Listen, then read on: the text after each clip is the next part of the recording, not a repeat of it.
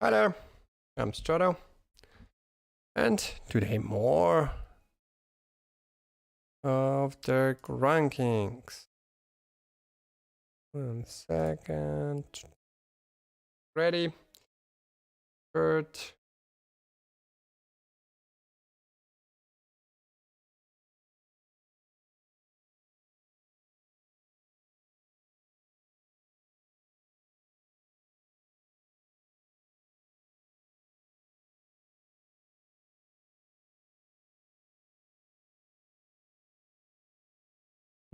Yeah, sorry. I'm trying to fix something, and I don't know where it's gone. Of course, has to start when I start streaming. Yeah, sorry.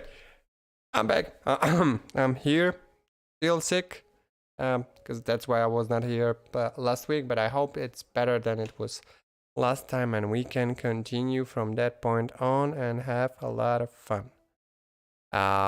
So we'll be doing the full list, reviewing another games, Deathfire and 2 Baldur's Gates today, to be reviewed. At least start, discussed, see how it goes. But I have to do some corrections, some adjustments, and all of those nice, fun stuff due to the fact that I had a very nice chat in the comments section, and I don't want to butcher. 1 second. Give me a second with Ragatok. I had a very nice discussion about combat systems and things like that.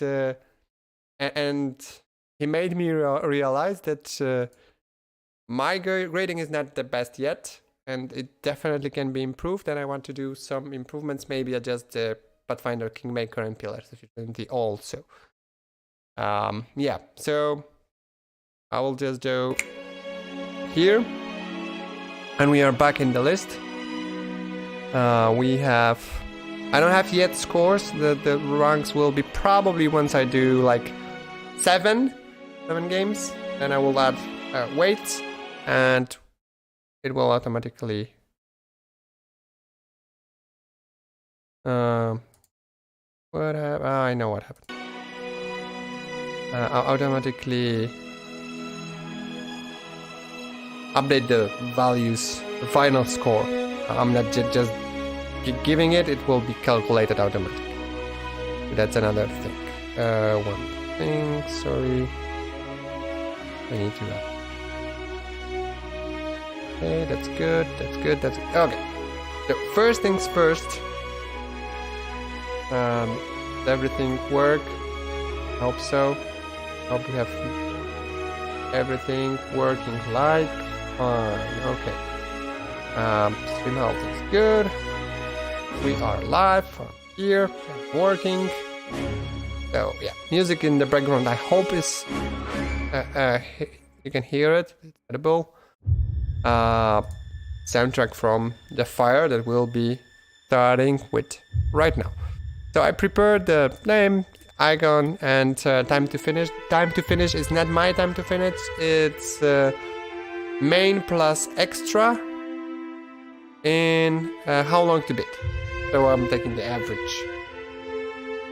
Personally, I need to. Okay, but before we go with that, I want to do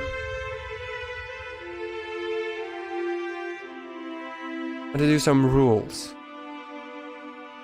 Really bright. I hope it's not too bright for you guys. Can I make it like darker without just doing that?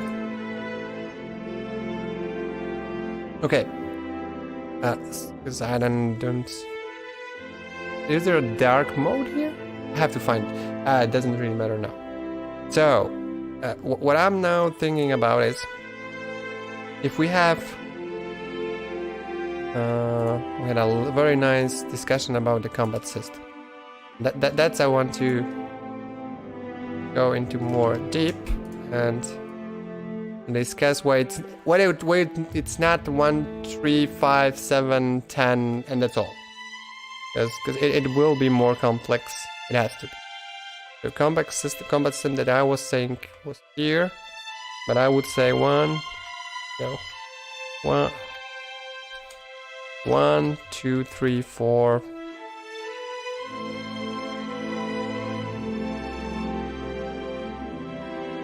I don't know if I will use all, but from 1 to 10, combat system would be something like that.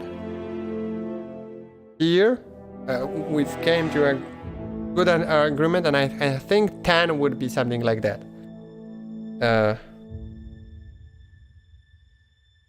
And very important, I want to do all that here. Whoa!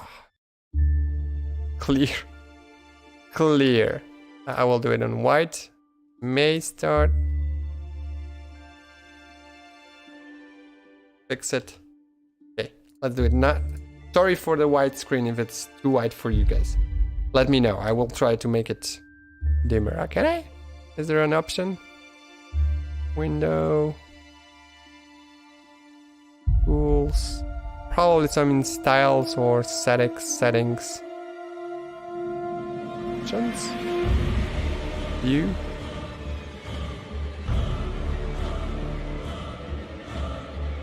I don't know. I will have to find it. It doesn't really matter. So, I'm going combat system. So combat system will be 1, 2, 3.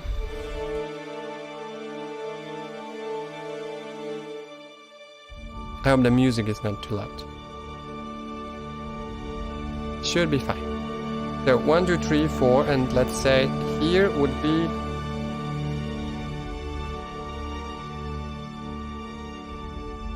class. No, I will do a more detailed description of that. That's we go turn-based.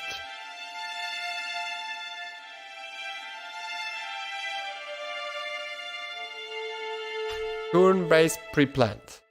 What I'm thinking about 10 turn-based pre-planned is the turn-based mode where you... So let's assume that I have... Let's take light blue mine. And let's say that we have like 4 red ones. And so what I'm saying here is you plan. That guy will do an attack.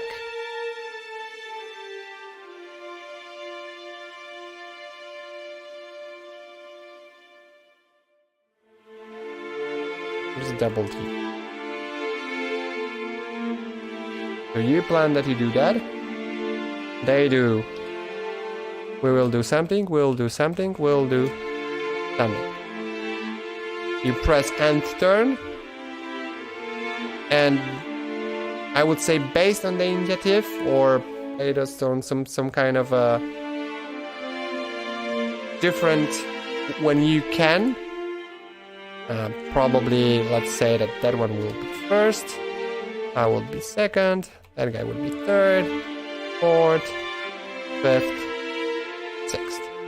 That would be odd order when it would be at once triggered, I would say. That it doesn't take 6 different movements, but that all starts together, but maybe with a...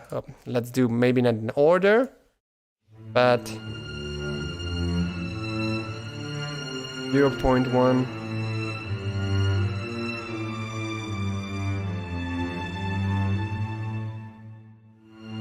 0.15.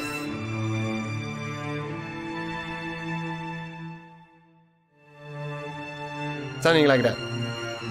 They start with a small delay, but it would be like you would hit the space bar in the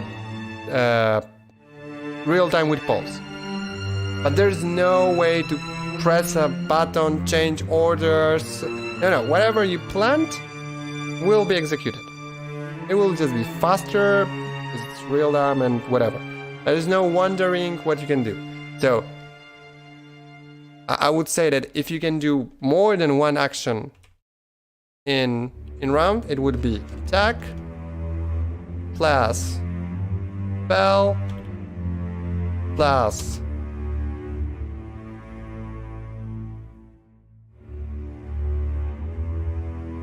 and first action would be after small delay, then the second one and the third one. So in the end, what I'm proposing here, what I'm saying would be the best for me. Probably what already forgot?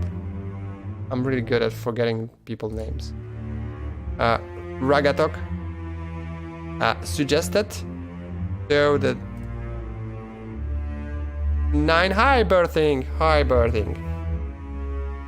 How are you? Would be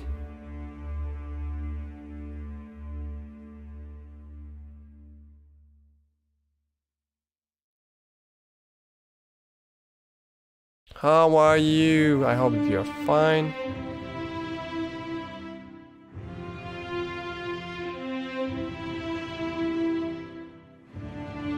So yeah, birthing, I had a very nice chat conversation that I need to go more into the detail of the combat system, because it will be very important factor for me to make a decision which games are best. So I want to have the scores of from 1 to 10 better, and saying just the turn-based or 10 is just not detailed enough. So yeah, I'm now explaining what would be the 2 best options for me. And 10 is the turn-based mode where you pre-plan your actions. When you press the end turn, you cannot change anything. Enemies do something, you do something in almost real time. So as you would push the real time with pause, the only difference is that you cannot pause again. There's no running back in circles, and you have redesigned number of actions, number of action points, and the action economy. So yeah, that's why I think it's a 10, while real time with pause with programmable AI is a 9. There is so much more you can cheese out of that, and it's prone to error, I would say. And by programmable, I'm saying a really good implementation of that.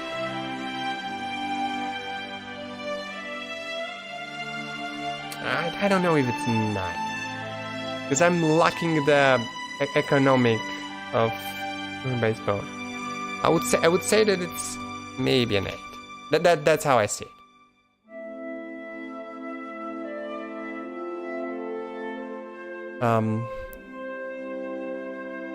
I think that very similar are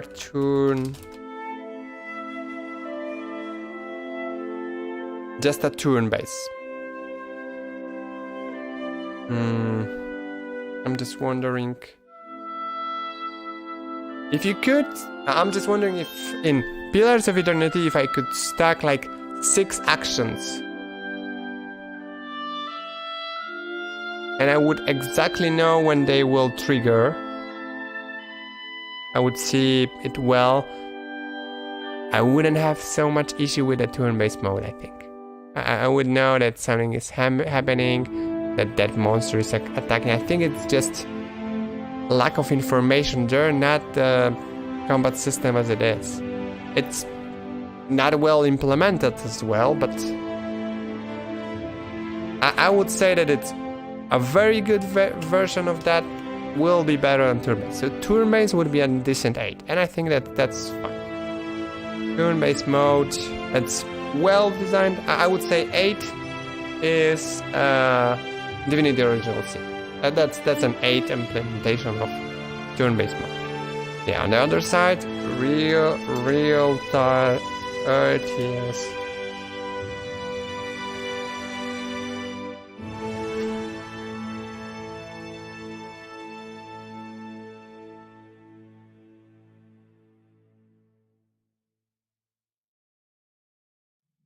Yeah, exactly. And I probably will be. Of course, I'm making a subjective ranking. There is no way I can make an objective ranking. I could make a site where people would rank, and then it will become similar to some kind of an objective, but I can only make a subjective, right? There's no other way. It's not that combat style is better than that one or worse than that one. No. It's just, for me, it's more fun to play a game like that. It's less troublesome. Okay, so real-time strategy like here it would be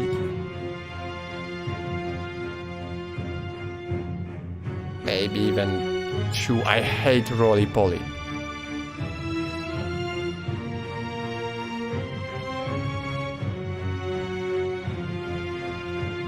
Roly-poly.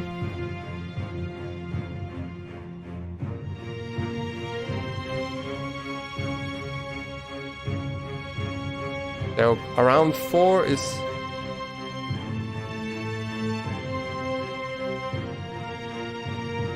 and around 6 I think is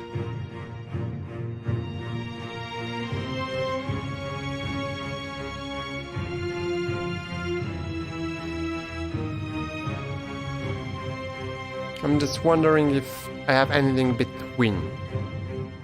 I don't think so, and I will just be a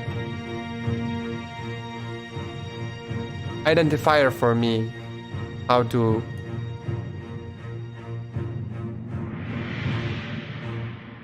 yeah, I saw it in one. Oh, nice to see you, Ragatok here. Yeah, so I saw it in one game, one indie game. There was something that you pre-plan your moves, enemy pre-plans your moves, and then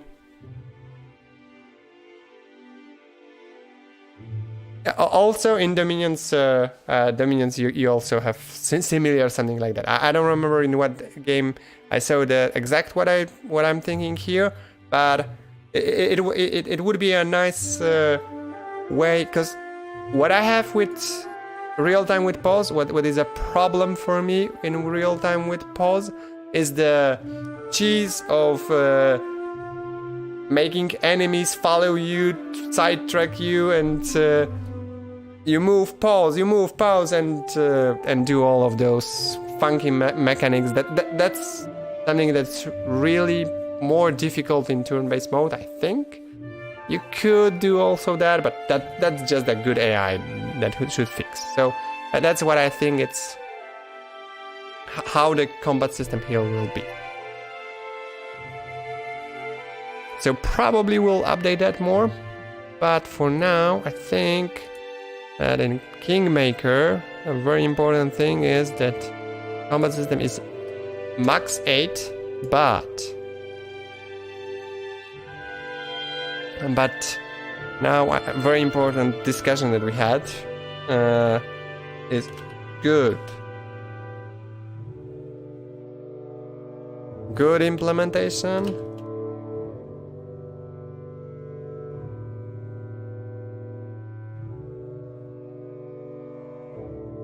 So how to do it? Let's do it the other way around.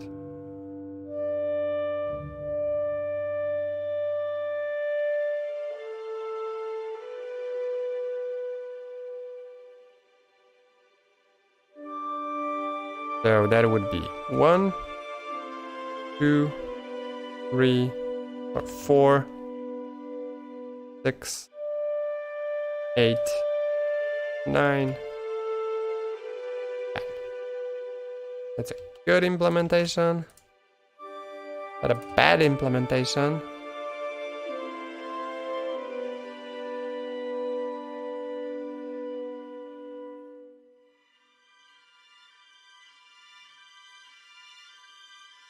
Oh, so how the real time would work if the units did their full turn before the next.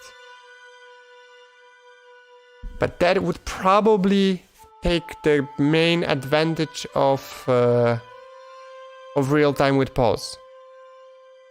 Because what the biggest advantage for me of real time with pause is that I'm not wasting that much time. Because turn-based mode is sluggish. It's slow. If you have 20 monsters on a battlefield and each of them has to take their own turn and it takes 6 seconds, that's 2 minutes per round. That's crazy. I'm assuming that you could probably improve the speed of enemies and things like that. Lord, Vermin Lord, hi, how are you? So the thing would be that I would go more if everybody can take their own move, but you cannot adjust that once you just release the pause. So you release the pause, you have 6 seconds, you watch, and you just hope for the best for your team.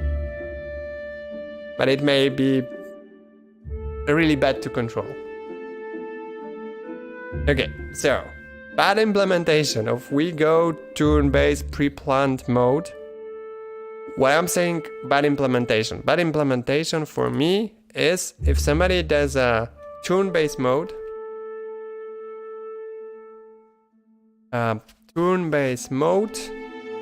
with, let's assume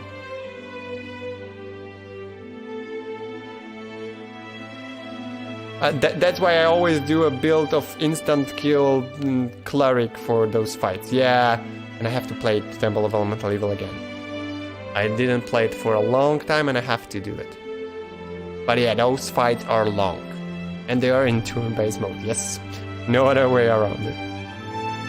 So it's very nice to have turn undead that can kill enemies, that can kill skeletons.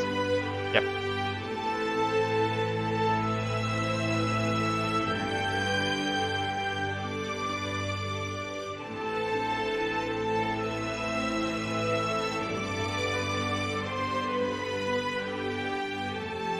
Real time. Okay. To be honest, I think that the difference is, and it's the same for me. I in Pillars 2 I played the turn-based mode. It's good.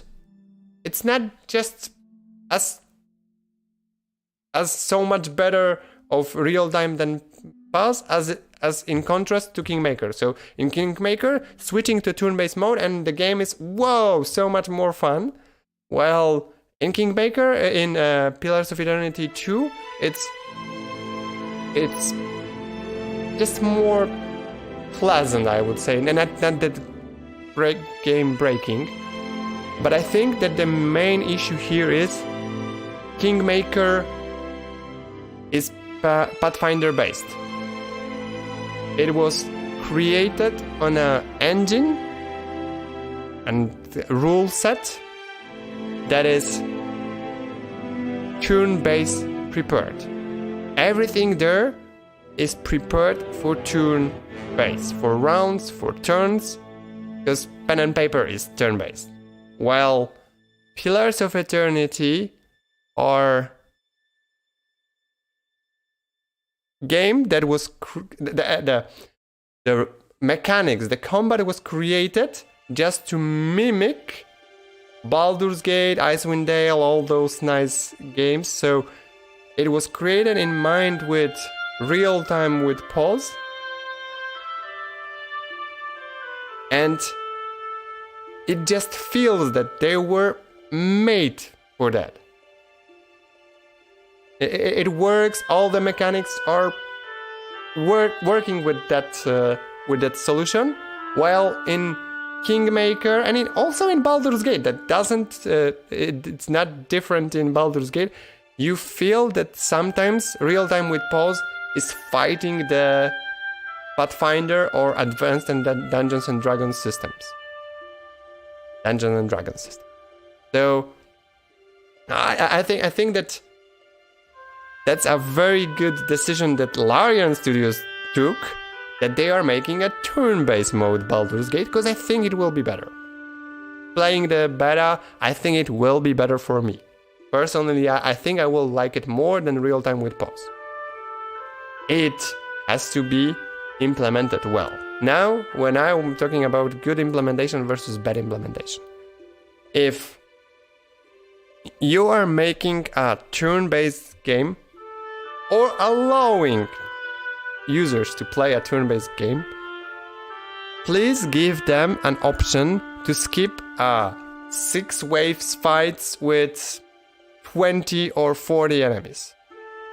Because even with increasing the speed and movement and attacks of enemies and your units, if you cannot save during combat and you have 6 waves of 20 enemies or something like that, and you fail at the end, that's just so annoying. And here I'm talking about Wrath of the Righteous. Wrath of the Righteous for me is not a good implementation of turn-based mode, and it's not because the combat is wrong in that mode or that the pen and paper system is not working. Those two match together very well, and that was shining in Kingmaker really well. The problem is the counter design, the whole approach they wanted, and I totally understand it. They really wanted to have it on a high scale. A lot of monsters, a lot of demons, armies fighting, yeah. And you have 20 of your followers, some knights in shining armors, 20 enemies, and you are waiting like half of a year to your next turn. That's not fine. That's not a good design. I understand that the game was not designed with the turn-based mode in mind, but real-time with pause, and that's not a difference there.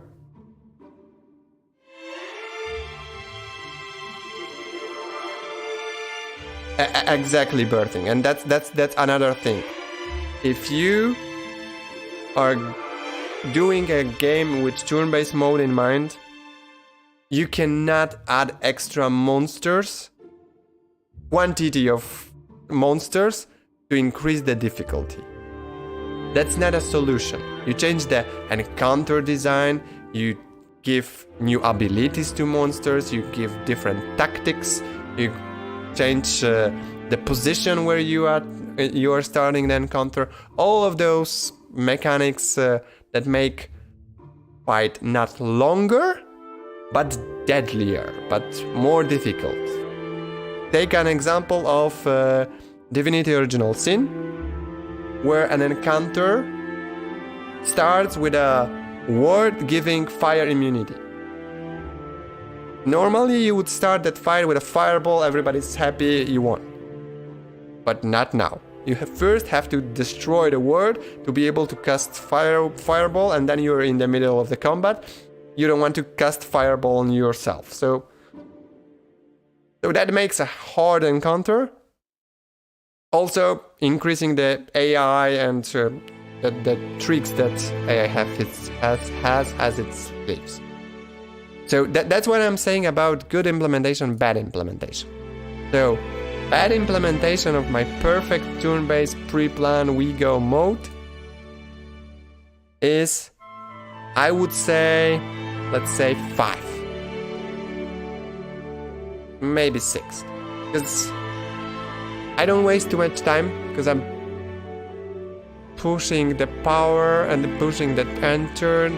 They are fighting, doing an approach. I'm assuming that I have a combat log. I can review what happened exactly, what happened. If it's well telegraphed, it's still fine.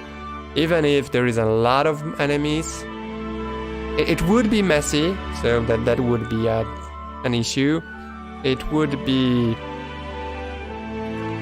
really matters how they would bad implement it. But I'm assuming that if the encounter design and the game design was not prepared for that, it would still hold as a solid 6. So at the level of real-time with pause. I think it's real-time with pause with programmable AI.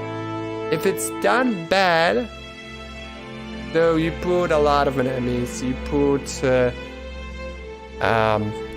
not intuitive everything. The worst case that it can go, I think it's still a 5. Because the programmable AI may be awful, not working, but lacking a lot of features and not developed as well as you would like to. But I would say that the same with real-time with pause without, they cannot go really lower. There is no lower than 5 if you have already pause. Because you can handle most of the encounter, it will not be that annoying if it's even implemented badly. Turn-based mode without pre-planned, so standard turn-based mode, yeah, that can be.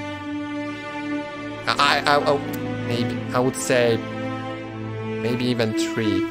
No, wrongly done turn-based mode can be worse for me than the hack and slash. This hack and slash can be just fun, not annoying. Hack and slash, if you have to dodge a lot, can be really badly implemented. Roly-poly, let's give it a 3, and a bad implementation to 1. I don't know how to implement it. I would say that if you are implementing it in cRPG or RTS-like combat, yeah, then you're not targeting me. I'm not your target. Okay, I think that it's fine. So now let's go back to and let's start doing finally the new ones.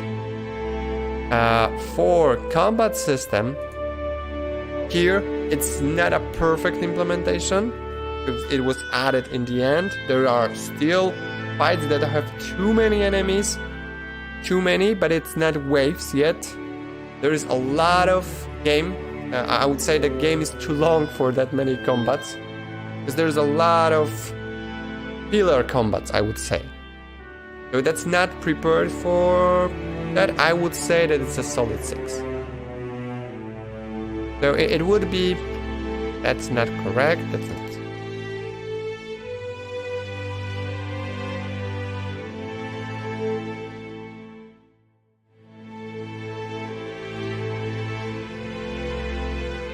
We'll add details. For real time with pause without programmable, I think that there was nothing, right? I don't remember in Pillars of Eternity 1 any programmable AI. Because I remember somewhere programmable AI where you could select that they have to heal when under. Not in Pillars, right? So it's a solid 6. So that way, the combat system is not that much worse. I'm just wondering if it's not that way. Yeah, it was added in 2, right? No, it's a 5. Or that's a 7. I'm just wondering how bad is it? No. 6 will be right of the right. That's fine. It's better. It's not critically bad. Here, it can be a 7 or an 8. No, the fire is a. Whoa, it's an 8 at least. Because it's not a perfect programmable AI. It has a turn-based mode. It has a real-time with pause. All fun. Well developed. Just wondering if that's a 7. It would be an 8 in a good implementation, but the combat design. Okay, I think it's fine. It's solid. Sorry for that. Still some cough. Okay, so let's start with the fire. I will probably. Yeah. and I agree with when thinking about it with Ragadok, I think it's a 9. I'm not agreeing with you, Ragadok, that I should give it a 4. I'm saying that it's good enough for me to be a high level plot. I'm not saying that it will be the best game ever, but it's good enough for me to be interested in the plot. I would say that for me, 9 and 10s are games where I'm not skipping all the content, where I'm interested in the main plot. And I'm skipping a lot. So if it's too complex, I'm skipping. If it's too simple, I'm skipping. So I'm thinking about that level. Okay, but level design in the Fire. The Fire, there was secrets, there was exploration. The ship idea where you can explore and you can have a lot of different bounties, a lot of interesting stories, interesting locations to explore. That's a very nice idea. Clarity. Clarity is an issue here. Because Nakateka, or whatever name of this first big city that you start after the main area.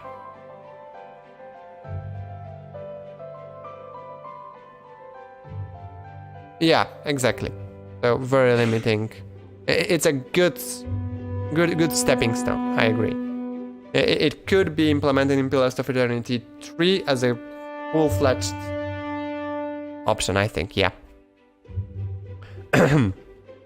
So yeah, I have an issue with clarity in the very big cities where I don't know where to go, where I'm lost. There's a lot of information, a lot of things, and you are overwhelmed with amount of options. So I think the level design could be better. It could be less intimidating in the big cities. So I would say it's an 8. It has some places where it's worse than Pillars of Eternity, but it has a lot of decent places where it's better. I will give it a 7. I hate pirates. Not that I hate pirates, but the theme of the whole archipelagos was just bland and nothing fun for me. And it will be also here in aesthetics. So that's how I feel. A progression. Multiclassing, a lot better. Leveling options, you're rewarded, your hero. They cut down on number of spells you can get, the power of mages, the tree is a bit more complex. Yes. That's an added value in the Fire due to the ship and traveling and a free open world. Yeah, but you're right. It shouldn't be a lower value just because that it's pirates.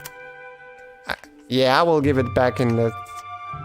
Yeah, because I'm still not confused. I'm not feel sure where to put that I don't like pirates. Because the pirate theme is just so much more interesting, so much less interesting than Pillars of Eternity dark fantasy theme. I wanted to explore in Pillars of Eternity 1, and I was bored with exploration soon after the middle of the game with the Fire. That's the issue that I have.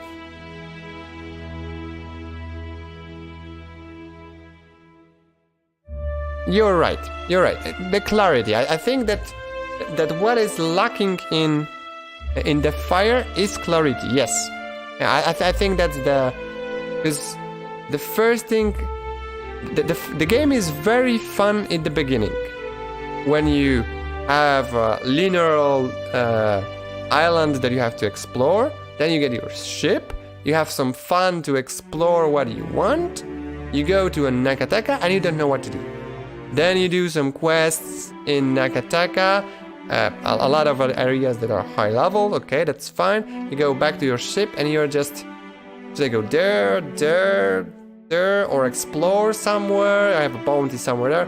And it was overwhelming rather than fun for some parts of the game. Yeah, I agree. I agree that that's the issue.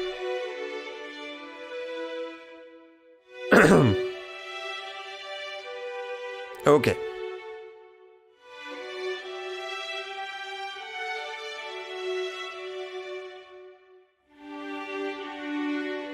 I agree. Yeah, KOTOR replayed it some time ago, and I really like the idea where you can choose. So semi-open. I like to be able to encounter high-level challenges ahead. So I like to have the open worldness. That okay, I want to go do a bounty that's a high-level bounty. That's a side content that I can do. Wherever I want to feel a challenge, I want to try something difficult and get a good reward for that. So that's what I want in my open world. That's how I would say. Okay. Let's go back to the list. So progression is very important for me. And here you have multiclassing. Multiclassing is really nice. You have the subclasses. The options are so much better, but some things were cut, like what spells you have and things like that. So I remember that I felt that it's lacking few things. For example, one thing that is very important for me in Pillars of Eternity that I loved is that in the middle of the game you can find a spell that does not exist in your spellbook and you can learn it. Here you also can do it, but you have to wear a specific grimoire. So I didn't like this few item progression changes. But I think that the progression... and I know. Everything is balanced there. In Pillars of Eternity, it's really hard to make a build that is really strong. I was trying, and there are a few. Of course there are a few, but it's really balanced. So... it's a good thing and a bad thing. Because you cannot feel too powerful, but I think it's a more positive thing.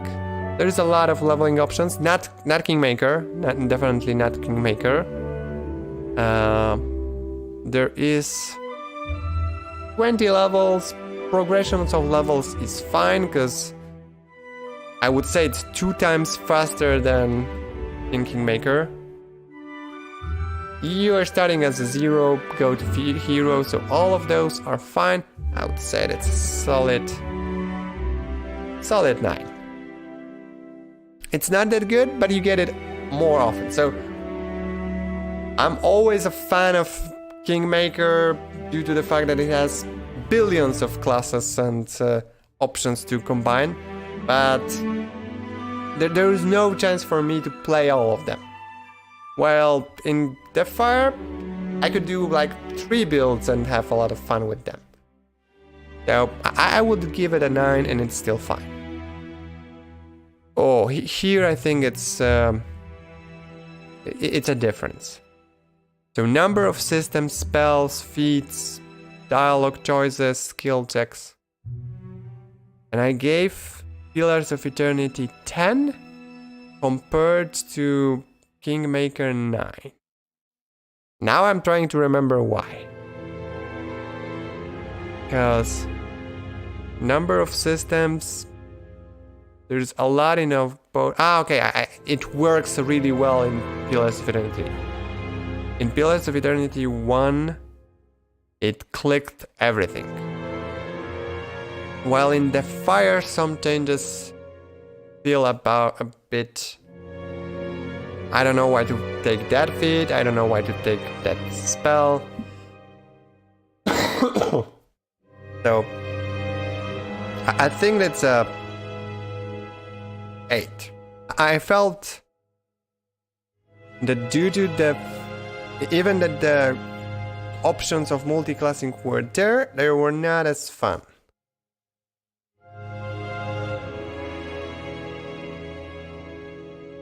Yeah, I agree. Pirates were pirates, yeah. But tribes and all those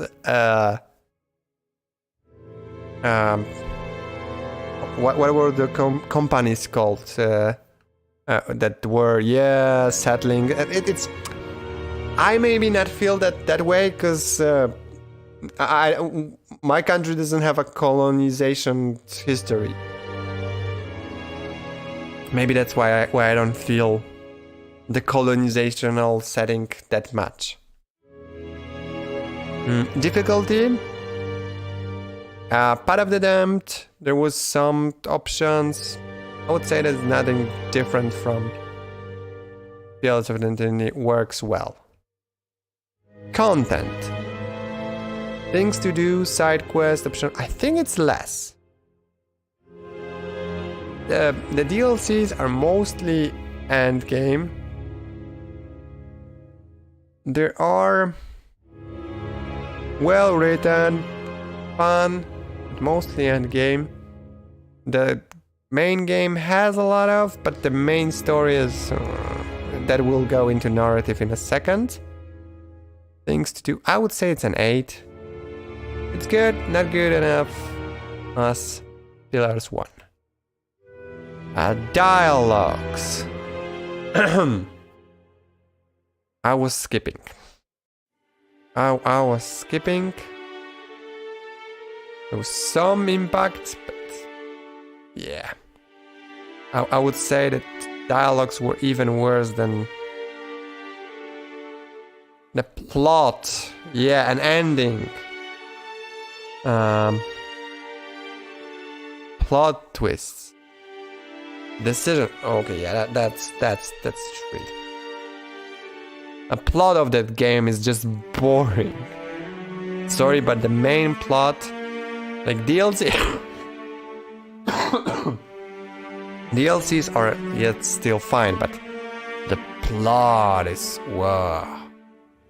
Freedom. There's no progression logs, almost none.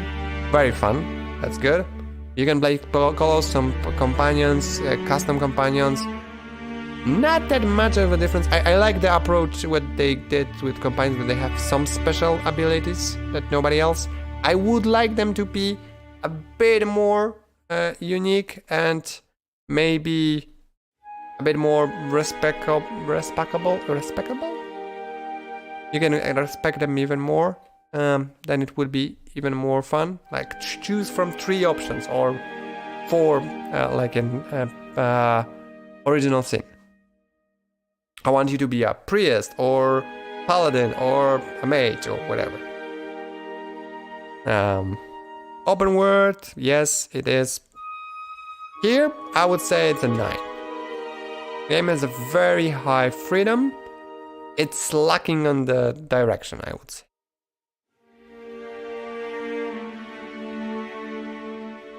NPCs, your party. Quests. They have some special features. They have some quests. They're not that funny. They're not complexity, morality. I think really crazy. Say another 4. No, they get features special that like normal spell. I would say that's a 5. Not as good as Spin Kingmaker for me, but it's good. And I have knock knock. Nah.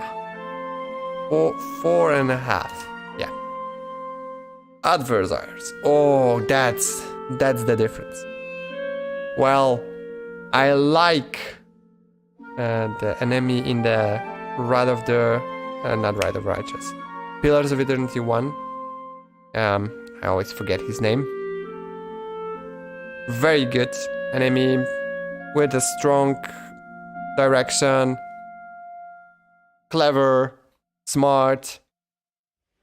You without helps of gods, you wouldn't be able to do whatever. You have to be a watcher, and without helps of gods, to be able to stab him. Yeah, so very good. Narisa and the final bad. Great, with a good, long-lasting story. Walking statue that is really sad and has some sad story behind it. Nope. I would say that some kind of a pirate leader was more memorable than the final enemy. So yeah, that's the issue. That's the game for me doesn't have a main adversary, doesn't have strong characters that keep it. I think here it's a 2. I don't see anything here. I wouldn't give him 1 because it's not that bad. Aesthetics. It's not a fantasy. It's not a vampire dark gothic. It's not cartoony. It's a decent 5. So it's fantasy but not fantasy. So 5 or a 4. 4.5. Image quality, customization, changes on gear, reflect longer. It's better than in Pillars of Eternity. Yeah, I think it's fine. Cinematics cutscenes. There's an intro. There is harsh. I said hard. It's harsh. I don't remember who's the main enemy. So it's hard to say that it's a good support. We were just following a dude. The game feels like somebody forgot to put the last act where we finally meet the final. We meet with Iodas. He explains us the plan, and we now have to find the enemy that is really our target. Somebody forgot the four pages of the story.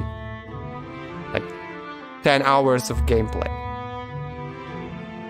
So outros, they are impactful, are doing some. I don't think there was an option to skip cutscenes, so yep. 3.5. Nothing here. Effects. Spell effects are nice. Every spell has a decent effect. Weapons, I think, are burning, if I remember correctly. Status effects visible. Yes. Burning even.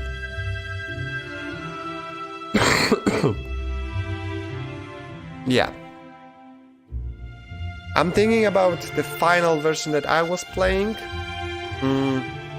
Not the one on the release. On the release there was some issues. It's a solid 7. Again, loading from one area to another one area. It was a bit improved. But I still think it's not as high.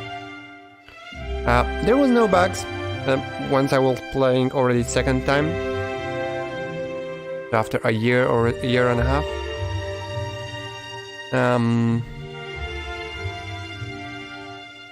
So, all the details, combat logs, AI behavior, decent, even better than the ones. Skill, everything was intuitive.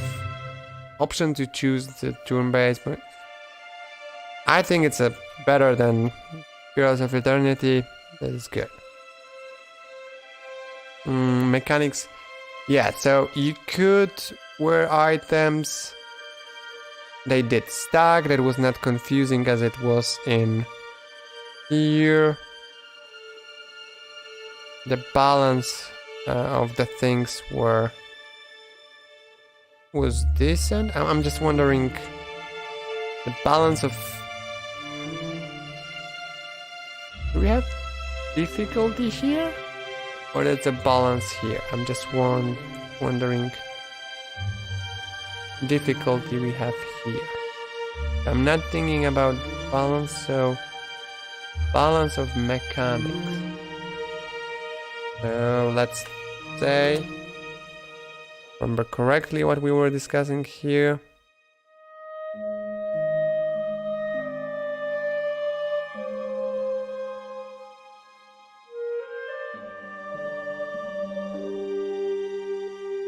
So that you cannot just apply 20 times the same elements and they just overstack and do crazy builds that you can. So for example, problem of a balance of a mechanic is Kingmaker, naked tanks. Due to how the mechanics work and how do they stack and how the balancing is done, it's not issue of all cuts, it's issue of Pathfinder, of course. It's so much better to, but also Alcat did some moves to improve that. So, how to get the highest armor class? You take a monk, so you cannot wear armor and you get bonus from dex and all of those. And you're 60 AC, 70 AC, unhittable. You wear plate armor. By the middle of the game, you can just avoid wearing plate armor on higher difficulties. Here there was no difference like that. There was no issue like that. Armor was always an armor for heavy monk. There was an option to play naked. It was very dodgy. That was fine.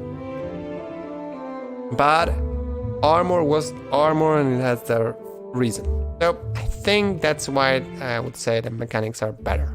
And also how the stats work with different things. Pillars that did it well, just as we were discussing. They implemented a PNP, they created their own system and did some things better. So yeah. So I think Josh Sawyer did a good job. That's what I'm trying to say. Tooltips, controls, combat log, UI, buffing. They still don't have automatic buffing. They have less buffing than Pathfinder, so it's better. But I would say that it's the same. You cannot save during the fight, so that's you can respect. I think it's all that. Voice acting, fully voice acted. If I remember correctly, Pillars of Eternity 2 were fully voice. Whoa. Were fully voice acted.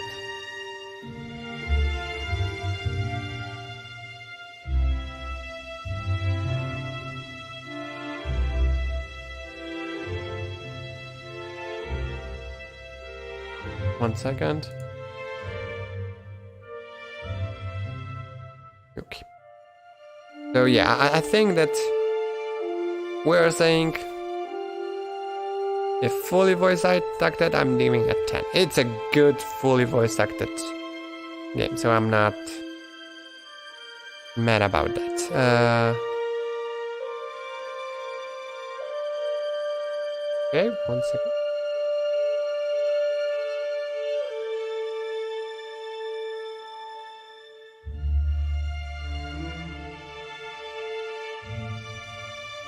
Every line of dialogue in Pillars of Eternity 2 is voice acted.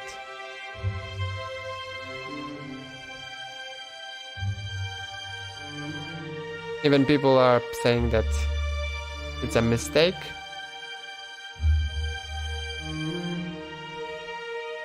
I think that was not a good decision due to the fact that they have to cut down probably on a lot of content, quests, options, and things like that. But I have to say that for voice acting, they added everything. So yeah, 10 for that. I'm not saying that they should do that. They should have like 80% of the game voice acted probably, and have an 8 here, but more content somewhere else also. Our main enemy. Music. We're now hearing a lot of music. I would say on the same level as the one we had in Pillars of Eternity. I'm nothing crazy about it. It's good. It's fun. Birding, thank you for being here. Hope you had fun and have a good rest of your day. And I will see you next time. Okay. Sound effects. I'm giving it 6 just because I don't remember anything crazy for sound effects. I don't know if I remember any game where I will have 10. That's the issue for me. Do I really remember? There will be games that will have worse.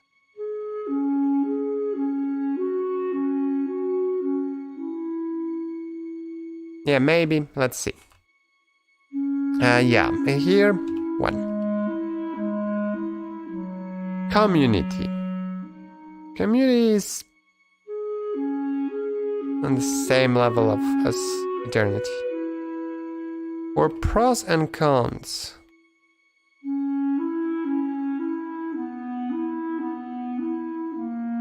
What? No, I will give a con for what I wanted to do.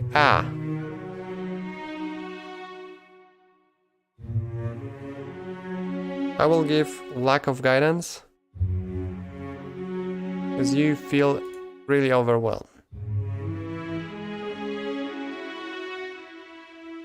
And I did give Pathfinder a bonus for being a very long game. I should put it as a negative.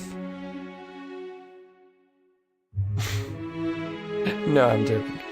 Yeah, I will think about it.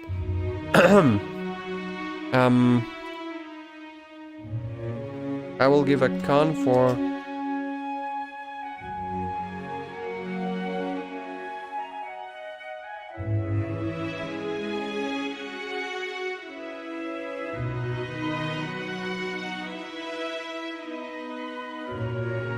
Whoa, yeah. Don't calculate that.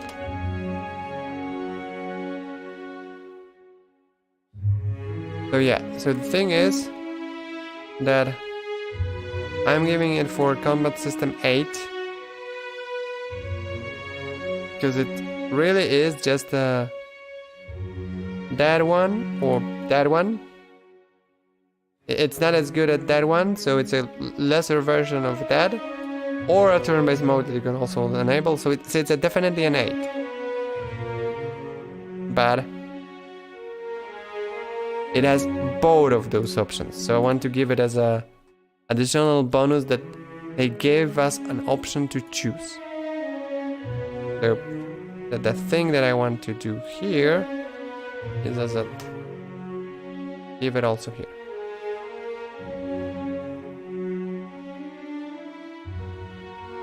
No, that's why I'm saying that it would be an 8 or a 7. Yeah, I'm saying that it's 7 for... Yeah, but for... I will explain. Pillars 2 have 2 options. Turn-based or real...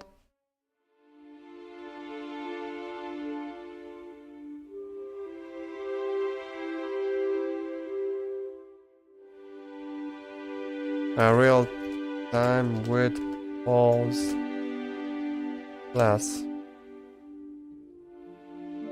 So pillars for real time with pause cannot get 9 because it's not a great implementation. They will get a 7, but they have a decent implementation of turn-based mode, and for that they get 8. So the final score is 8.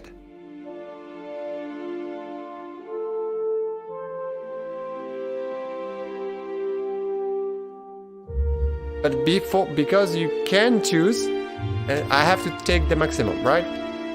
So even if here it's 6, if it's not a good real-time with AI implementation, I can always choose turn-based mode. That's a good implementation and not a horrible app. I would say probably could do something like 7.5, something like that. Do I want to do a 7.5? Yes, it's not that much. Right. And I want to note here.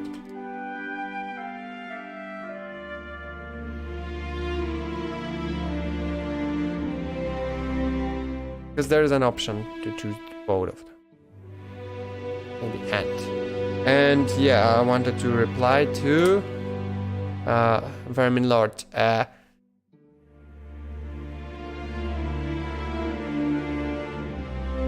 It's decent enough. It doesn't have too many difficult encounters that are huge, that it's problematic. There are a few, so that's why I would give 7.5 or 7. But I think it's better than Pathfinder. And I don't think I need to take down here. Okay. But Vermin Lord, yeah, I think... I always thought that it would be Kingmaker, Pillars 1, Pillars 2. 1, 2, 3 for me. And probably Baldur's Gate somewhere also. But the more and more I'm thinking about it now and looking here, I think that the Pillars of Eternity 2 may be somewhere similar, if not for the story. So I think the Pillars of Eternity 2 will be a 3rd place, 2nd place, and a first place like on your side. I don't know how much the story will hit it. I think it's a lot. It probably will be like a 4th place, and maybe Baldur's Gate 2 will be higher. Okay, so I think we are fine. Now I want to see Baldur's Gate 1. Yeah. I'm thinking about an enhanced edition. I played it like 2 years ago. I started from Baldur's Gate 1, Baldur's Gate 2, Throne of Bel. I will put Throne of Bel with Baldur's Gate 2, I think, because I have time to bid for 97 hours. Level design.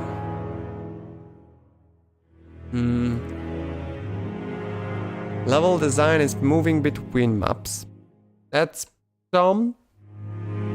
like eternity, but the maps are not that fun, are a bit less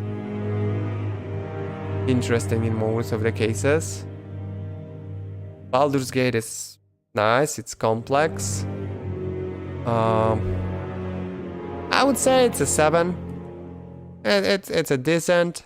I remember looking for the ring in the first location, the Candlekeep or whatever name is, not Candlekeep, the other one, doesn't matter. Build leveling options, how often you are rewarded 0 to hero. So the progression here is not that good because it was crazy for the time when the game released. It was crazy. It had a lot of options. 0 to hero, yes, if you play a mage, you're really strong 0 to hero vibes there. How often you are rewarded? It's getting slower. I would say that for 51 hours, our 9 levels that you can do, it's not enough to say that I'm happy with that.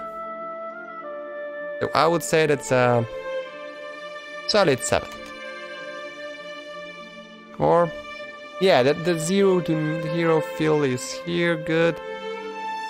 But the rewarding, there is a lot. There's some options of builds. The composition impacts that. No, I would say it's 6. Complexity, number of spells, systems, feats, dialogue choices, skill check, all on high level. I would say it's 8. Difficulty. There's a lot of options, including friendly fire, Iron Man options, things to do, side quests, optional enemies. I think that Baldur's Gate 1 maybe not much. Fighting dirts is a fine thing.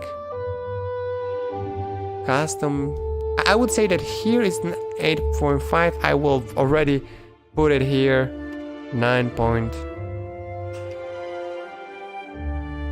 Because Baldur's Gate had a lot of them. A lot.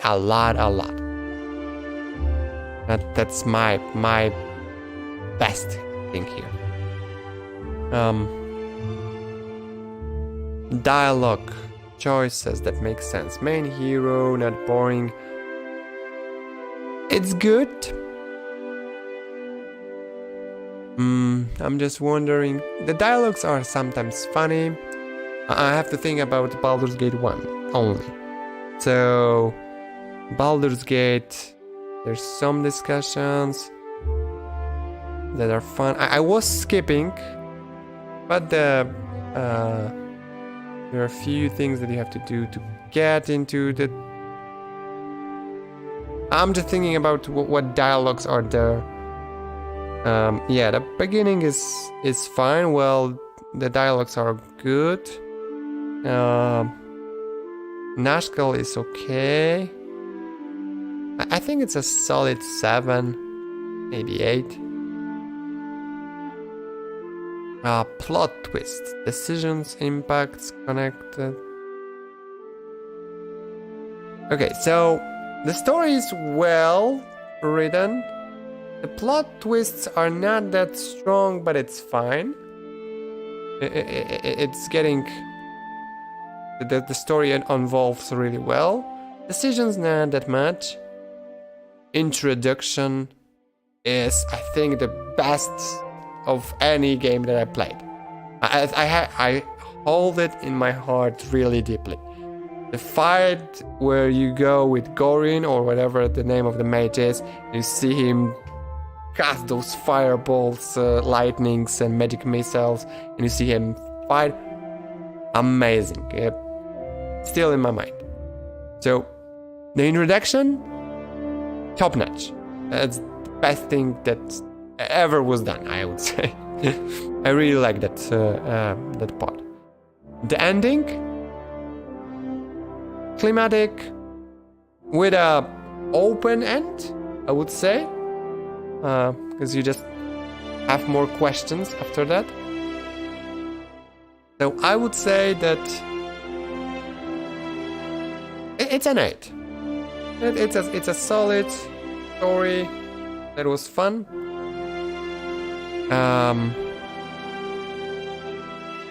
I'm just wondering where do I put that it's a boring game?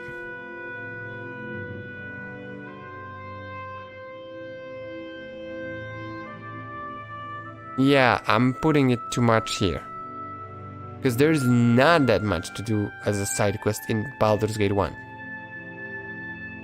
There's some optional enemies, there's some quests, there are things to do, but the main story is boring. Going to one mines, then to another one mines, and then to somewhere is... Yeah, I will for that part where you go from one mine to another mine, and we'll cut here. I think that's not bad. freedom. You can go almost everywhere except for Baldur's Gate in the beginning. Emma! Hey! How are you? So freedom in Baldur's Gate, it's decent. You can go in a lot of places. You can you can hunt basilisk on level 1 to level up to level 6. That's what I did. Or level 5. Very good. Very good. A bit sick. Still a bit sick, so that's why I have cut and speak a bit different. But other than that, really good. Having a lot of fun with this list. Trying to figure out which games are best for me, which are best in my memory. So I would say that the freedom here is a solid 9 or 8. 8 or 9? 8 or 9? Your block, it's better than Pillars of Eternity. Less than the fire, and the same level. But you cannot go. Yeah, fine. Thank you. So yeah, I think a solid 8 is you can play solo. There are no progression logs. You cannot respect companions. Yes. 8.5. Yeah, 8.5 is probably the best option here. So it's not a fully open world. The custom companions are possible in Enhanced Edition. In the past, there was not possible. So it would be an 8 without Enhanced Edition. But now, if you can have custom companions, I'm fine with that. Yeah, now the NPCs. Party. Fun, complexity, morality, story, quests, special. Okay, so yeah. Let's see a small test if it can go higher than 5. Those two could not go higher than 5 because I don't remember companions at all. I can maybe get 1. Edar and Alot. 2. Okay, I have 2. Let's see if I can go higher in Baldur's Gate. So, I'm Imoen, Jahera, Khalid. There is one mage that I always forget what the name is, but it is a very fun mage. Minsk, Boo, Edwin. Yeah, Edwin. I always think Merlin, but it's Edwin. Minsk and Boo. I'm counting Boo as another Sherman one. And is there anyone else? Yeah, there is one added new, because Vicona, but Vicona I would not remember, so I'm not counting it, but good that you told me. Okay, it's 6. It's already 6. Even if I'm missing like 2 more. Yeah, because there's a dwarf. There is a very good start in a Nashkel. There is a dwarf with very good stats. I remember his name, but also a good guy. I'm fine. I'm fine to say that I remember stories. Yeah, they aren't exactly. So, their stories are not that strong, but you have some quests for them. So you have the story. They don't have special features. That's the luck that Baldur's Gate had, because they didn't have custom companions, so they didn't have to give them anything special. They were only companions that you could have. But they have a decent story, fun. Minsk is memorable. I think that I'm fine giving them 7 here, because they're all just well-written companions that I liked. Yeah. Adversaries, Sarevok. Yep. I remember him. He has a strong morality. He's a good arc enemy. Adversaries like the quests that you have for what's the name of there is a crazy cleric that's talking with skeletons and finding them like family. You have Driss that you can meet and help and have a discussion with. Again, here I would say that also what's the name of the mage that Gorin also very important here. I'm just wondering what else for companions can I sell for support and adversary, not companions. So for the story people,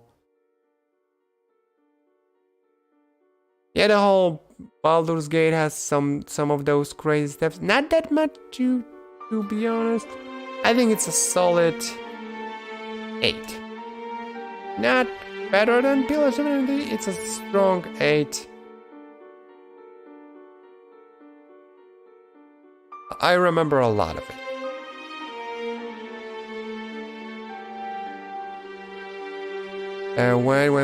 Wait, number of systems. Here I need to... I always forget. I need to do that.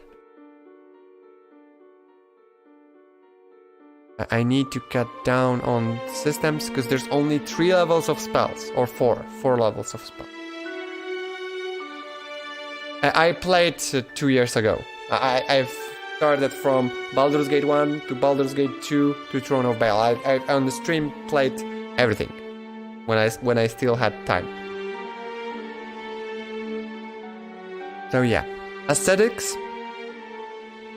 The game doesn't look anymore that pretty, but I was able to play it. I still could see everything, and when it has a design of a fantasy, so I'm fine giving it a solid 7. Image that will just be worse. It was not bad for when it was released. I'm just wondering, not for extensions.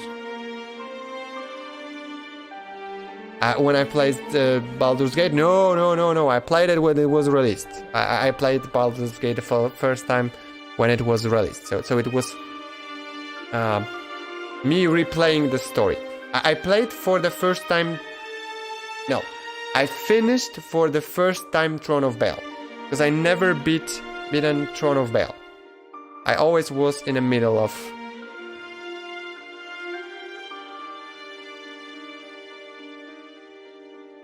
Yeah, I agree. It's really hard if you never played it before. I understand that it may be problematic to start if you don't have the awesome connection that most people that played it in the 90s have. The enhanced editions help, but you really have to...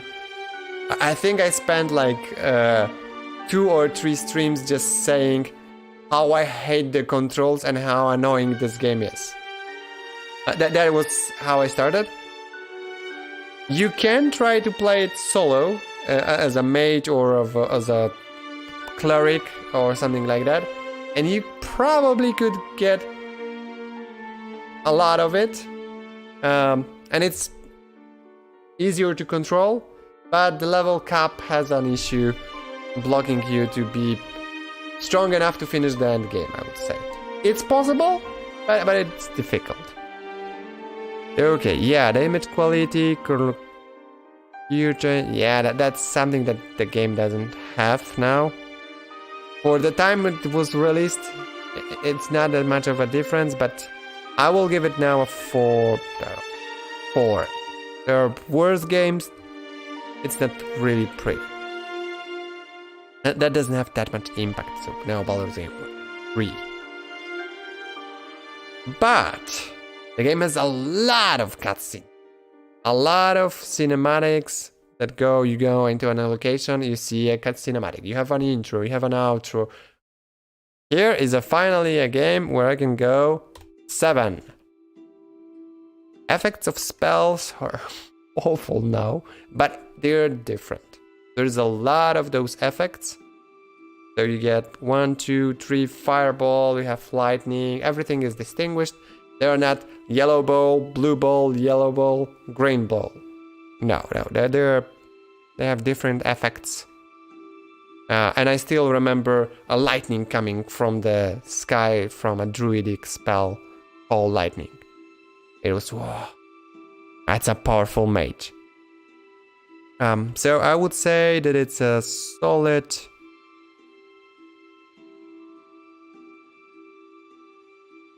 4. I would like better spells. Maybe 3. Yeah, because I'm via nostalgia, I would over level that. But Pillars of Eternity has better spell effects than Baldur's Gate. Yeah, I'm not comparing it over nostalgia. I will give an extra value probably for being old to compare if I want to compare. But for now, let's say it's a 3. Indie games look similarly good. That's a lot, but indie games have... Let's go with a 4. I have effects. A lot of those effects, they don't have to be pretty. If I would be playing new indie game, I would give it a 4 if it would look like Baldur's Gate. Yeah. Clear. Performance, loading them.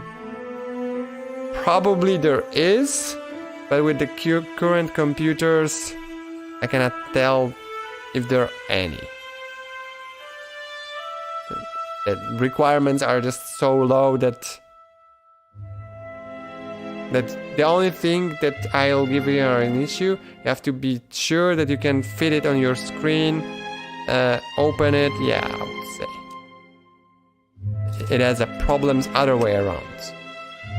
How to run it on a wide screen or big monitors and all those things. Those are the issues with Baldur's Gate.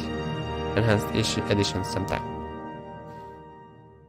Bugs, there are still bugs, but not that many, so I would say it's on the level of Pillars of Eternity. Well polished. Polished enough. Mechanics, there's not that easy, because you have Draco, a lot of pen and paper things, so they do stack. Not always you know what to do. The AR behavior is bad. Skill mechanics very easy but nothing complex. I would say it's a bit better than Kingmaker. Because it's clear, it's understandable, they work well. They work well less here due to amount of the content not combining well. Oh yeah, there is a combat log, there are controls, but everything else is rather not clear. I would say 4, because you are guessing a lot of things. Maybe a 5. It's a bit less than Pillars Pathfinder. You can save. You cannot respec, if I remember correctly. You cannot have custom companions. You cannot respec companions.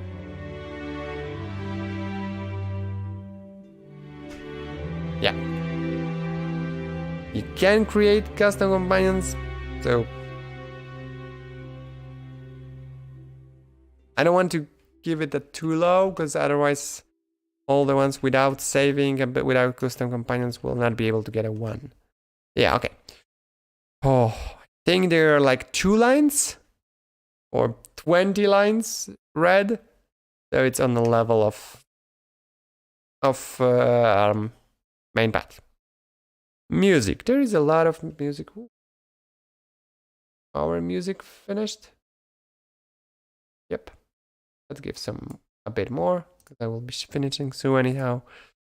Music. Shut up. Music is okay, nothing to say anything crazy about.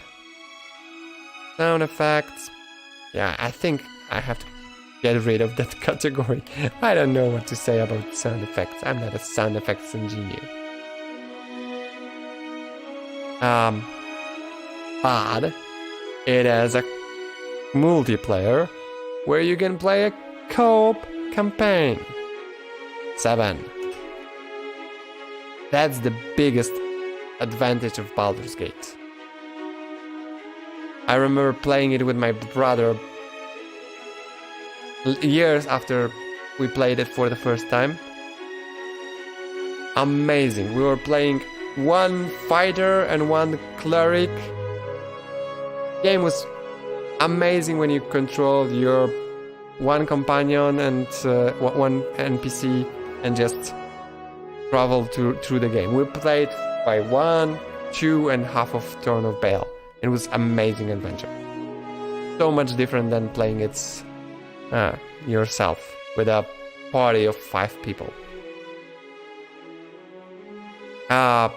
Mods, fun arts, build guides, community. I think the community is a bit better than I wouldn't say it's on the level of Pathfinder ones. Because yeah, what those guys did are crazy. But it was a solid one. I will give here a bonus.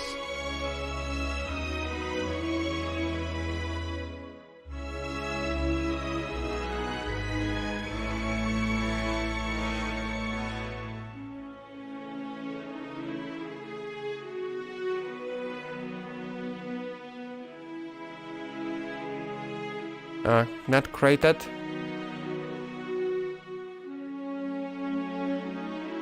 I will give it bonus points for creating a genre. So there would be no Pillars of Eternity or Pillars of Eternity 2 without Baldur's Gate. It made something crazy. All the Icewind Dales, or everything. The isometric view. No, I wouldn't say not even word. It created a category called cRPGs. Because before there was RPGs, role-playing games like Ishar's, Red Bretarial at Krondor, all those nice, and some other isometric single player, but that's a team-based, or maybe create a team.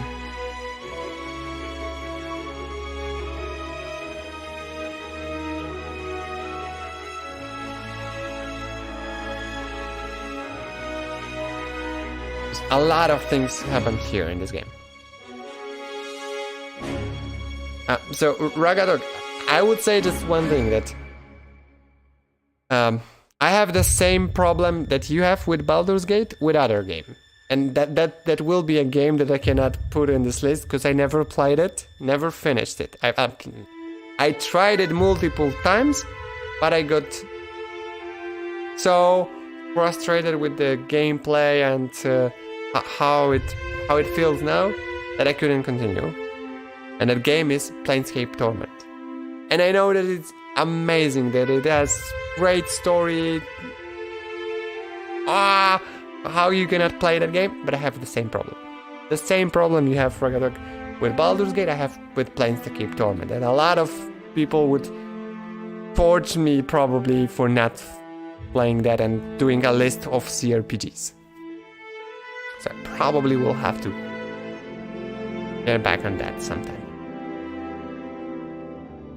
And I didn't do a combat system. Combat system in... I forgot. So it will be real time with pulse that is not implemented really well. So I would say it's a 5. No, it's clunky. It's a clunky.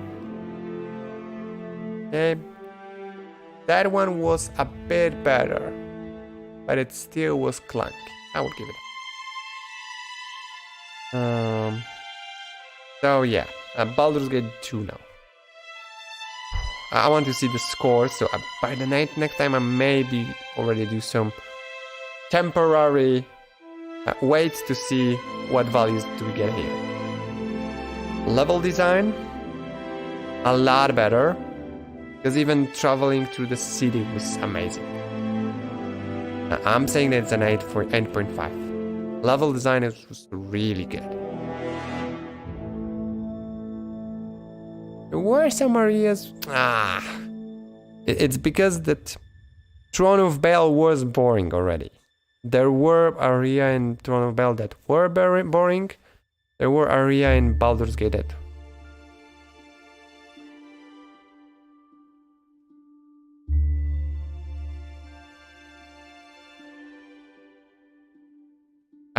Dragon Age Origins will come here for sure. Really like the game. But Origins... Knights of Old Republic will come here for sure. Because I'm currently thinking about cRPG, but I think we can do Knights of Old Republic also here. Knights of Old Republic is still on a pen and paper system.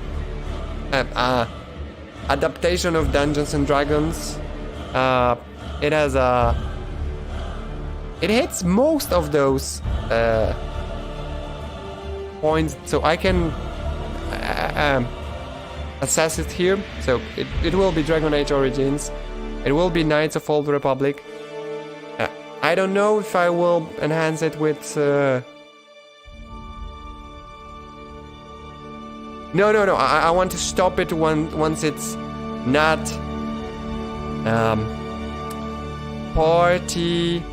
We could theoretically go to the Dark Souls and try to estimate it as a cRPG and see if it holds. So what I will do, I will try to push that list as far as I can. If I see that putting Dark Souls into the standards of those games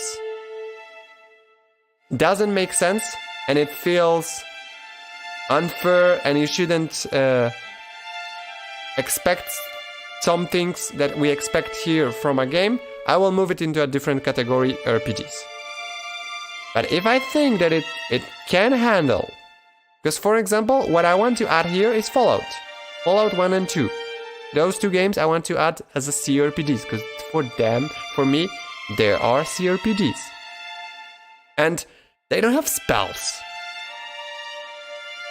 But I will still review them because I know that they are very strongly in everything else. Probably will add games here like Vampire the Masquerade Redemption. What else? Calder, we talked. Maybe Jade Empire. It's different, but I will try. I will try to see how well does it fit the standards, or do I have to adjust the standards a bit? So how I review, or I put it into a different category of just RPGs. I think that putting Witcher 3 here is bad. I will probably not put Witcher 3 in the same category as Baldur's Gate 2, but I will put it in the same category as Gothic. Gothic 1, 2, or Prison, or those games. Later we could try to compare those two, but other than that, I think that will be the distinction. So Dark Souls, more Gothic. Witcher 3, more tactical, overall. What's the name? Original Sin 2 and 1 definitely going here. So still a lot of games that can add, but Tyranny and all of those, I think we'll go here. So I would think about at least more like, because what I'm trying to do here, because I probably never said, I'm trying to do a list, so later on I can do a short 2-minute video of my thoughts about Kingmaker, put my decision. Yeah, it's a 8 out of 10 or something like that. Yeah, fuzzy at times. There are fuzzy times. And KOTOR is a very good example of those fuzzy borders. Is it a single player game or more of a team-based where you control? Where is the border? Yeah, I agree. So what I will be doing is reviews, short reviews, and my plan is if somebody that watches my review of Kingmaker will see, okay, that guy makes sense saying that Pathfinder has those flaws, but it's very fun about that. He gave him like 80% out of 100, similar to what I feel. What other games does he recommend? So then somebody can open, okay, that's the list. Pathfinder 80 out of 100. Whoa, you reviewed like 20 other games and they say, that's a very good one, that's a very good one. Oh, I didn't play that one, let's give it a try. So I want to give that extra value for people that didn't play some older games and are just wondering, should I even give it a try? So that's where I think I have to look at the quality and user friendliness a bit more correct, because I think that in Baldur's Gate it may be a problem if I say that the user experience here is good. Even an enhanced edition, as you say, Ragatok, it's not that clear. So there is no bugs, but the quality, I would say, is not that great. Let's go 7.5. User mechanics are okay, but they're not that intuitive. Just Traco. I remember. And here in UI controls, those are worse. Those are not that fun. Oh, sorry. I shouldn't cough into my microphone. Oh, have to end soon. Progression in Baldur's Gate 2. Leveling options, how often you are rewarded, 0 to hero. Here, yeah, it's an 8 or a 9. There's a lot of options. Not as many in Kingmaker, but you are more of a 0 to hero, and you are rewarded more often. I would say it's a 9.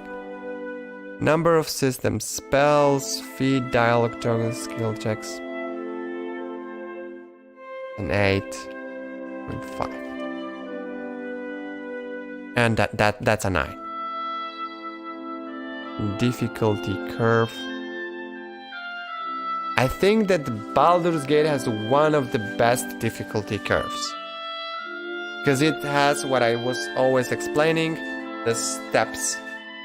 Where you feel very slow, very weak. You gain in power, you are overpowering your normal enemies, and you feel again very weak fighting the next enemy, and you just rise in power. And there's a lot of things to do. The dialogue choices, they are good ones. I know that people that are interested in plot are fond of those dialogues. I found them okay. Plot twists. And did I give the... I'm sorry. No, it's 7.5. Yeah, I need to adjust. Because the plot twists. There are no decisions and impact that match. It's connected, well thought out. There is an introduction, not that crazy. And okay, I'm thinking about Baldur's Gate 2 without Throne of Bale. With Throne of Bale, stories okay, there are plot twists again. The ending is nice. I have to say that the plot is 9. It's a good plot.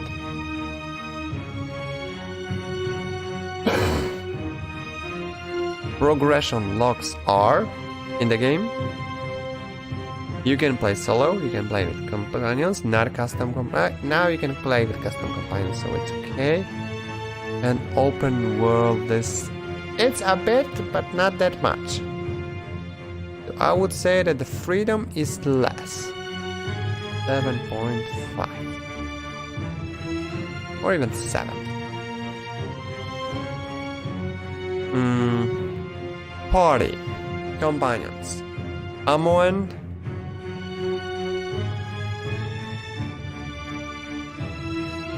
For 14.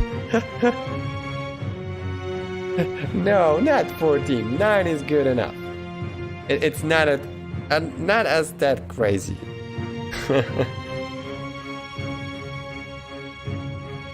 It's good. I agree, but it has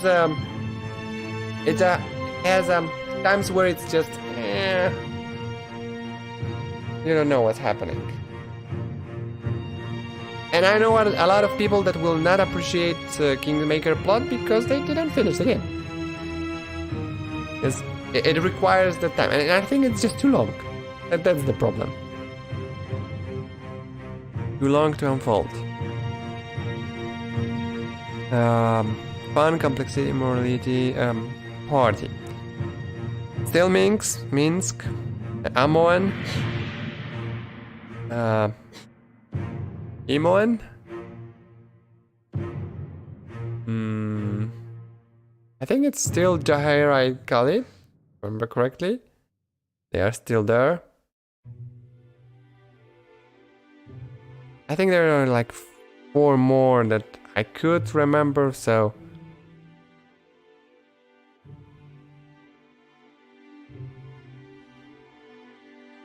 okay. So you didn't like the Kingmaker plot 9, so it should be 14 for Baldur's Gate. Okay, I get it. For me, it's not that much of a difference. Because I would say that I would give probably here a 9.5 for the plot of Baldur's Gate 2. But since we are adding also Baldur's Gate Throne of Bale here, Gate 2 Throne of Bale, I'm downing it to 9 because the Throne of Bale plot for me is fun, but it's not as good. So it's a solid 9. So the whole story then unfolds really well. I agree that it's more grim. The plot of Baldur's Gate is more grim. Hi, Jared.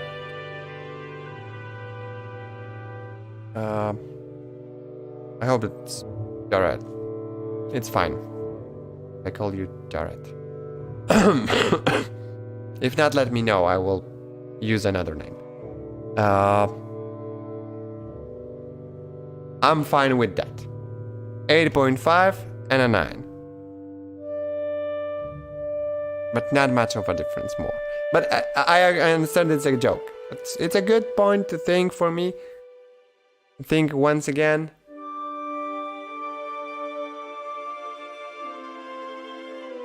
How are you? Doing fine? We are slowly progressing on our list of the games that I played over the years and how good they are. NPC party. So yeah, I'm saying that it's the same level for me. They are fine. They're interesting. Could be better. Oh, yeah. I was sick lately, so also could be better. But I hope that everything will get better. Not yet here. I didn't finish Wrath of the Righteous and Baldur's Gate 3 yet. So it's hard for me to review the full. For Wrath of the Righteous, I don't want to put it yet here. Due to the fact of amount of bugs and issues with the game still, and not having all DLCs. So I want to wait for it to be in a full form, and when I can say, yeah, I played enough of it to put it here. Because there's a lot of fun things in Wrath of the Righteous, and there is a lot of bad things in Wrath of the Righteous. Because I know one thing that will be here on the list, and probably that's Act 4. Act 4 of Wrath of the Righteous, moving city, will be as a bad idea by Alfcat. For adversaries, yeah, I think Irenicus and Bodhi are just one of the best orc enemies. Have a very nice dynamic. It's a very dynamic duo. Especially when you side. Yeah, exactly. Especially when you side with vampires on Act 2. Side quests, designs, yeah. Options to find dragons, orc enemies. Yeah, the whole Throne of Baal, where you go also deep.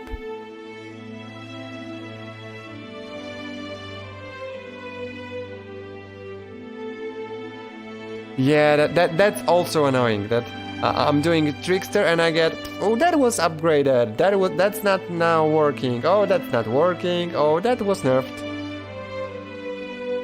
So yeah, I get it. So yeah, it's probably something that I have to wait for a while once they get the balance and all the fixes done. Orc enemy, yeah. So I think here 9.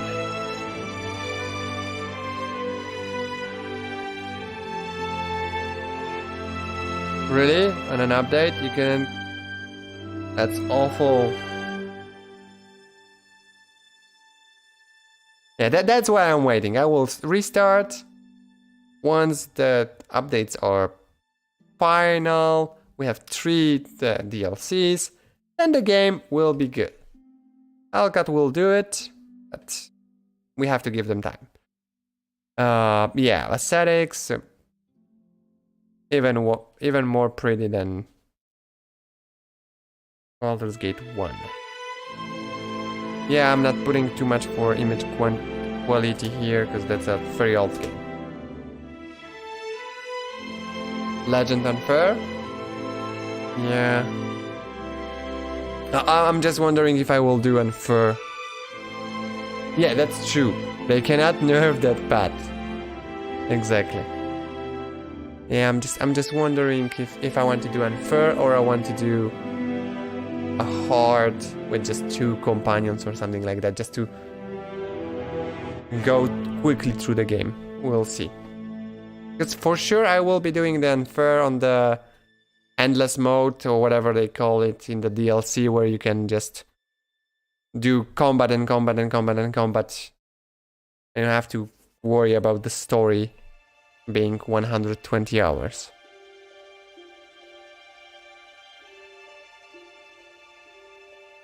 That's true. That's true, and I think that they will fix that. But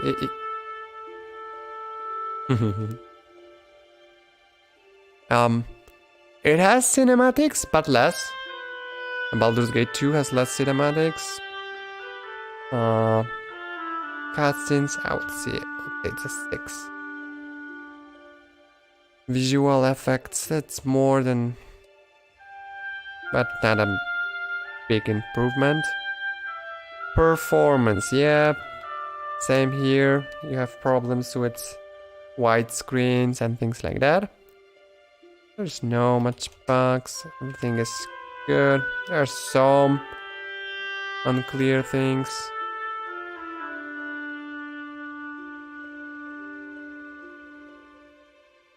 Not that much between 1 and 2, especially now with the enhanced edition.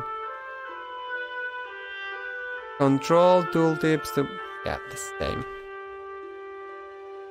And here you also don't have too many options to respec. I will stay this here. Main part, only voice acting. Music, good enough. Sound effects, good enough. Again, a co-op multiplayer. And the same here. Okay. So, I have to look at those. Put weights here for each category. Do some multiplication. And come up with the scores. Or the calculation has to come up with a score.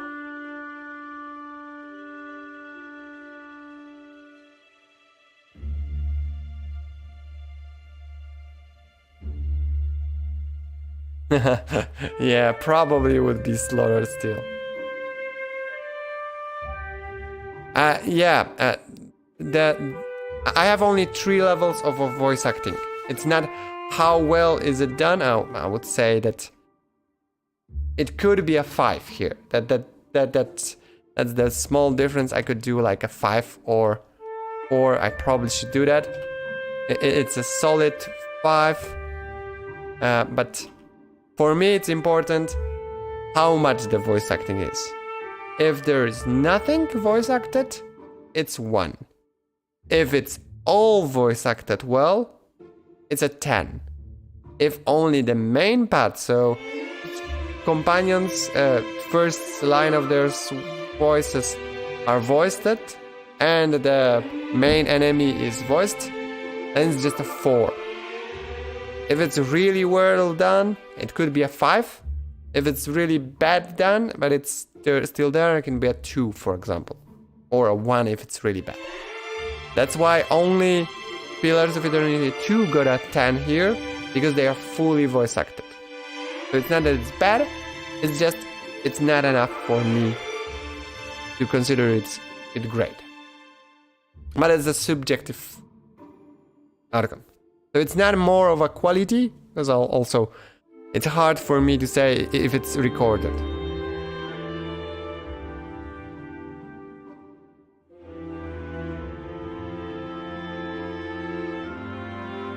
You are saying that they were horrendous by the fact...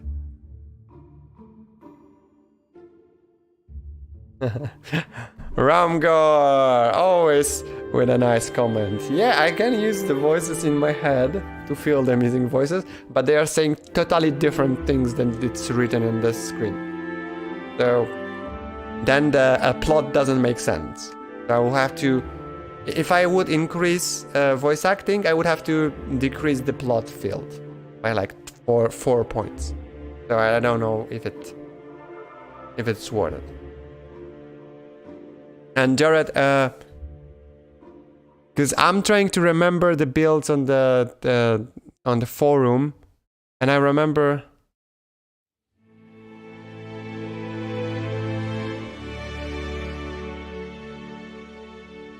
You're right, because for one, I remember that the build for Pillars of Eternity 1, the build guides were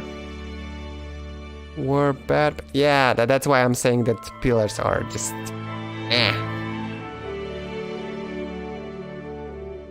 chaotic evil, exactly. If I use voices, exactly, Ragadak. If I use voices in my head, everybody is chaotic evil. Okay, I think that's all for today. I hope that you had fun. I had a lot of fun. I hope that I'm fine next week and we can continue. Put like 3 other topics, three other games on the list. I can present you some weights and see and explain why one category is more important than another. And we can see finally some scores and try to understand what do I like best? Because as always I'm saying, it's my subjective list. If you have similar taste, it may help you. I hope so. At least one of you.